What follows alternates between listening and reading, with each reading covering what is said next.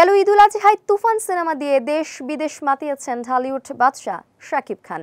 সিনেমাটি পরিচালনা করেছেন তরুণ নির্মাতা রায়হান রাফি। সে সময় তিনি জানিয়েছিলেন শীঘ্রই আসছে তুফানের সিকুয়েল। সিনেমাটিতেও ইঙ্গিত দিয়েছিলেন নির্মাতা। শাকিব ভক্তদের ধারণা ছিল আগামী ঈদেই সিনেমা হলে মুক্তি পেতে পারে তুফান 2, তবে আপাতত সেটি আর হচ্ছে না। সম্প্রতি বিষয়টি নিশ্চিত করেন পর্দার তুফান নিজেই। তুফান 2 না হলেও শাকিব রাফি জুটি এরই মধ্যে এক হয়েছেন নতুন একটি সিনেমার জন্য। ঢালিউডে এই গুঞ্জন চলছে বেশ কয়েকদিন ধরে। রাফির তাণ্ডব নামে নতুন একটি সিনেমায় দেখা যাবে শাকিবকে।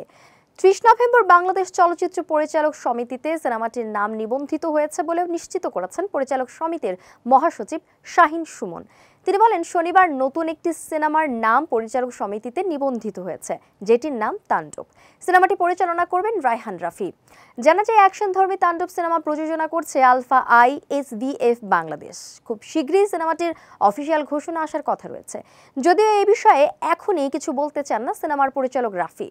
Double million offer, Walton fridge কিনে পেতে পারেন 20 লক্ষ টাকা, রয়েছে কোটি কোটি টাকার নিশ্চিত উপহার। 2025 সালের ঈদ উল ফিতরে মুক্তি পাবে শাকিব খান অভিনীত সিনেমা বরবাদ। আর ঈদুল আজহায় রাফির সঙ্গে জুটি বেঁধে তাণ্ডব নিয়ে আসবেন এই সুপারস্টার। সম্প্রতি মুক্তি পেয়েছে শাকিব খানের প্যান ইন্ডিয়ান সিনেমা দরদ। এতে শাকিবের বিপরীতে অভিনয় করেছেন বলিউড অভিনেত্রী সোনাল চৌহান। বিভিন্ন চরিত্রে আরও অভিনয় করেছেন সাফা মারওয়া, এলিনা শাম্মী, রাহুল দেব সহ অনেকে। ছবিটি পরিচালনা করেছেন অনন্য মামুন।